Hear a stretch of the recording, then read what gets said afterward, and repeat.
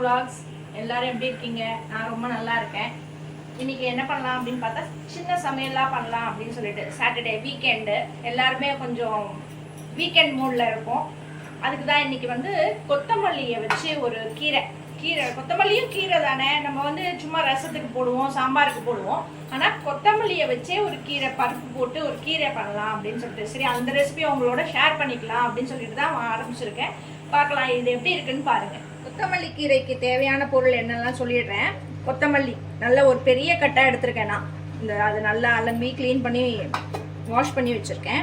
அதுக்கு வந்து இந்த அளவு பருப்பு, தோரம்பருப்பு தான் எடுத்திருக்கேன். தோரம்பருப்பு வந்து இதை வந்து நல்லா வாஷ் பண்ணி வேக வச்சுட்டுருங்க. நல்லா அப்படியே ஃபுல்லாக மையாக மசிஞ்சிடணும். அந்த மாதிரி வேக வச்சு வச்சுட்டுருங்க. ஒரு வெங்காயம் எடுத்திருக்கேன். இதுக்கு வந்து புளிப்பு வேணும் அப்படின்னா புளி கொஞ்சம் போட்டுக்கலாம், இல்லைன்னா நம்ம நல்ல பழுத்த தக்காளியாக 3 எடுத்து வச்சுட்டுருக்கேன். 3 தக்காளி, 2 பச்சை மிளகா, காரத்துக்கு தகுந்த மாதிரி எடுத்துக்கோங்க எல்லாரும். 2 பச்சை மிளகா நான் எடுத்திருக்கேன். 3 பூண்டு எடுத்திருக்கேன். அதில் வந்து 2 காஞ்ச மிளகா போட்டுக்காங்க காரத்துக்காக. திருப்பி இந்த 2 பச்சை மிளகா போட்டிருக்கீங்க, 2 காஞ்ச மிளகாயும் போட்டுக்காங்க அதுக்கு தேவை. அதுக்கப்புறமா வந்து கடுகு, உளுத்தம்பருப்பு, கடலைப்பருப்பு தாளிச்சு கொட்டுறதுக்கு தேவை. இதெல்லாம் தேவை. கொத்தமல்லியை வந்து நல்லா அலம்பிட்டு இது மாதிரி பொடிசாக நறுக்கி வச்சுட்டுருங்க. எவ்வளோக்கு எவ்வளோ பொடிசாக நறுக்க முடியுமோ அவ்வளோக்கு எவ்வளோ பொடிசாக நறுக்கி வச்சுட்டுருங்க. ஏன்னா ஜென்ரலாக அப்படியே உங்ககிட்ட பேசிட்டே பண்ணுறேன், எனக்கும் வந்து போர் அடிக்காது. இதுதான் எல்லாருக்குமே வந்து ஒரு இந்த மாதிரி நினைப்போம்ல நம்ம, ஆஹா சமையல் பண்ணுறதுக்கு சில சமயம் போர் அடிக்குதுரா அப்படின்னு சொல்லிட்டு. அதுக்கு என்ன பண்ணலாம் அப்படின்னா, ஒருத்தர் ஒன்று பண்ணுவாங்க. ஜென்ரலாக வந்து சில பேருக்கு வந்து சமைக்கிறது ரொம்ப ரொம்ப பிடிக்கும். அஃப்கோர்ஸ் எனக்கும் பிடிக்கும். நம்ம ஃபேமிலிக்கு சமைக்கணும் அப்படின்னா எல்லாருக்குமே சமைக்கிறதுக்கு பிடிக்கும். ஆனால் சில சமயம் வந்து நம்மளுக்கு மூட் அவுட்டாகவே இருக்கும், என்னடா பண்ணுறது, ஐயோ சமைக்கணுமா அப்படின்னு சொல்லிட்டு. அதுக்கெலாம் வந்து சின்ன சின்ன டிப்ஸு நீங்கள் எப்படி கொண்டு வரலாம், இதை ஓவர் கம் எப்படி பண்ணலாம் அப்படின்னு பார்த்தீங்க அப்படின்னா, ஜஸ்ட்டு பாட்டு கேட்க பிடிக்கும் அப்படின்னா பாட்டு கேட்டுட்டே பண்ணுங்கள். அது மாதிரி இல்லை பேசுகிறதுக்கு பிடிக்கும் எனக்கு அப்படின்னா யாரோட ஃபோனை பண்ணி உங்கள் கூட யார் பேசுவாங்களோ அவங்க கூட பேசிகிட்டே பண்ணலாம். அது பேசுகிறதுக்கு பிடிக்கும் அப்படின்னா பேசுங்க, அது ஒரு வழி பண்ணலாம். இல்லை அப்படின்னா சிம்பிளாக ஃபஸ்ட்டு வந்து உங்களுக்கு மூடு வர வரையும் இது எப்படி பண்ணலாம், சிம்பிளாக எப்படி பண்ணலாங்கிறத யோசிக்கோங்க.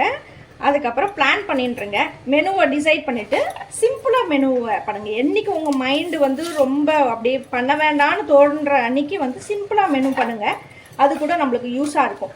டக்குன்னு பண்ணி முடிச்சுட்டு வெளியில் வந்துடலாம். ஏன்னா ஜென்ரலாக நிறைய பேர் வந்து வெளியில் சாப்பிட மாட்டாங்க. ஏன்னா டயட் கான்ஷியஸில் இருக்கிறவங்க இப்போது வெளியில் சாப்பிட வேண்டாம், அது போடுவாங்க இது போடுவாங்கங்கிறவங்களுக்குலாம் இந்த மாதிரி யோசிச்சுக்கோங்க. நான் வந்து எனக்கு வந்து மோஸ்ட்லி நான் சமைச்சிடுவேன். சில நாள் வந்து அப்படி தோணும் எனக்கு என்ன பண்ணுறது அப்படின்னு. நான் வந்து ஓவர் கம் பண்ண விஷயம் அப்படின்னு பார்த்தா இதுதான்.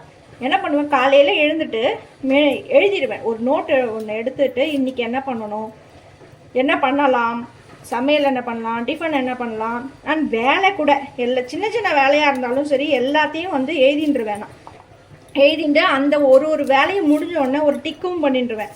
அந்த டிக் பண்ணிக்கும் போது நம்மளுக்கே ஒரு செல்ஃப் சாட்டிஸ்ஃபேக்ஷன் இருக்கும். ஆஹா இன்றைக்கி நம்ம இந்த வேலையை முடிச்சிட்டோம் அப்படின்னு சொல்லிகிட்டே வந்துடும். ஸோ அந்த மாதிரி தான் சின்ன சின்ன விஷயமா நான் வந்து ஃபாலோ பண்ணிட்டுருக்கேன். அது எனக்கு கொஞ்சம் நல்லாவே ஹெல்ப் ஆகிறது. நீங்களும் ட்ரை பண்ணி பாருங்கள், உங்களுக்கும் அது எது ஹெல்ப் ஆகிறதா அப்படின்னு சொல்லி. இந்த கொத்தமல்லி கீரைக்கு வந்து ஒரு 4 ஸ்பூன் நல்லெண்ணெய் விட்டுருங்க.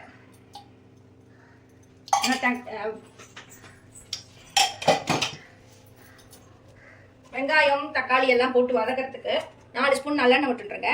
2 காஞ்ச மிளகாய் சொன்னேன் இல்லையா, 2 காஞ்ச மிளகாயும் போட்டுருங்க. போட்டுட்டு அதில் கடுகு, கொஞ்சமாக உளுத்தம்பருப்பு, கொஞ்சம் கடலைப்பருப்பு இது போட்டுட்டு இந்த வாசனைக்காக வந்து இந்த பாருங்க வெந்தயம் எவ்வளோ போடுறேன் பார்த்தீங்களா, இவ்வளோ வெந்தயம் போட்டால் போடும். வெந்தயம் போட்டுருங்க. கருவேப்பிலை, அதுக்கு தேவையான கருவேப்பிலை, கொஞ்சோண்டு பெருங்காயம், பூண்டு எடுத்து வச்சுருக்கேன். பூண்டு 3 பல் எடுத்து வச்சுருக்கேன். 2 பச்சை மிளகாய் எடுத்து வச்சுருக்கேன். அதையே நான் போட்டுடுறேன். பூண்டு வேண்டாம் அப்படின்னு நினைக்கிறவங்க வந்து இந்த டைமில் வந்து பூண்டு போட்டுக்க வேண்டாம். பூண்டு வெங்காயத்தை நீங்கள் வந்து அவாய்ட் பண்ணிக்கலாம். இதை பூண்டு போட்டு நல்லா வதக்கிட்டு வெங்காயம் இந்த ஒரு வெங்காயத்தையும் போட்டுடுறேங்க. போட்டு நல்லா வதக்குங்க. நல்லா வதங்கின உடனே அதில் 2 உப்பு போட்டு வதக்கிங்கன்னா கொஞ்சம் சீக்கிரமாக வதங்கிடும். 2 கல் உப்பு வச்சுருக்கேன் நான் இன்னைக்கு. கொஞ்சம் இந்த வெங்காயம் வதக்கிறதுக்கு மட்டும் உப்பு போட்டுக்கோங்க. அதுக்கப்புறம் கீரையை போடும் போது நம்ம வந்து மீறி இருக்கிற உப்பையும் சரி பார்த்துட்டு போட்டுக்கலாம். நல்லா வெங்காயம் வதங்கட்டும்.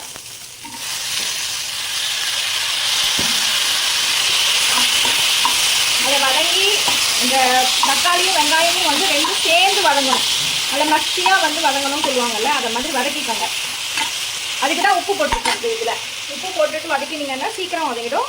இதுக்கு தேவையான மஞ்சள் பொடி 1 ஸ்பூன் போட்டு அதையும் வதக்கிடுங்க. இதை மாதிரி நல்லா குழைய வேக ஆரம்பிச்சிடும். பார்த்தீங்கல்ல, இது மாதிரி நல்ல, ஏன்னா உப்பு அதுக்கு தான் போடுறது. உப்பு போட்டோம்னா டக்குன்னு உங்களுக்கு வெந்துடும்.